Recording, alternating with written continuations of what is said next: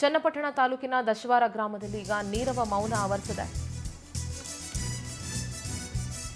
ಒಂದು ಊರಿಂದ ಯಾರಾದರೂ ಇಂಥ ಸಾಧಕರು ಇದ್ದಾಗ ಅಥವಾ ಒಂದು ಊರಲ್ಲಿ ಯಾರಾದರೂ ಇಂಥ ಸಾಧಕರಿದ್ದಾಗ ಇಡೀ ಊರೇ ಹೆಮ್ಮೆ ಪಡುತ್ತೆ ಅನ್ನೋದಕ್ಕೆ ಸರೋಜಾದೇವಿ ಅವರು ಹುಟ್ಟಿ ಬೆಳೆದಂಥ ಊರು ಕೂಡ ಸಾಕ್ಷಿನೇ. ತಾಯಿ ರುದ್ರಮ್ಮ ಅವರ ಸಮಾಧಿ ಪಕ್ಕದಲ್ಲೇ ಅಂತ್ಯಕ್ರಿಯೆ ನಡೆಸೋ ಸಾಧ್ಯತೆ ಇದೆ. ನಾಳೆ ಬೆಳಗ್ಗೆ 11:30ಕ್ಕೆ ಒಕ್ಕಲಿಗ ಸಂಪ್ರದಾಯದಂತೆ ಅಂತ್ಯ ಸಂಸ್ಕಾರ ನಡೆಯುತ್ತೆ. ದಶವಾರ ಗ್ರಾಮದಲ್ಲಿ ಮನೆ ಹಾಗೂ ಜಮೀನನ್ನ ಹೊಂದಿದ್ದಾರೆ. ನೋಡಿ, ಇದು ಅವರ ತಾಯಿ ಸಮಾಧಿ ಇರುವಂತಹ ಜಾಗ.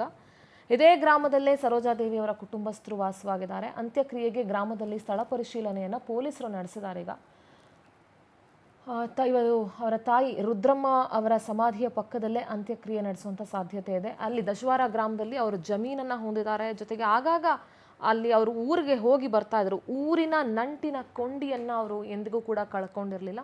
ನೋಡಿ, ಎಲ್ಲಿ ಅಂತ್ಯಕ್ರಿಯೆಯನ್ನು ಮಾಡಬೇಕು, ಅಂತಿಮ ಸಂಸ್ಕಾರ ನೆರವೇರಿಸಬೇಕು, ಪೊಲೀಸರಿಗೆ ಸ್ಥಳ ಪರಿಶೀಲನೆಯನ್ನು ನಡೆಸ್ತಾ ಇದ್ದಾರೆ.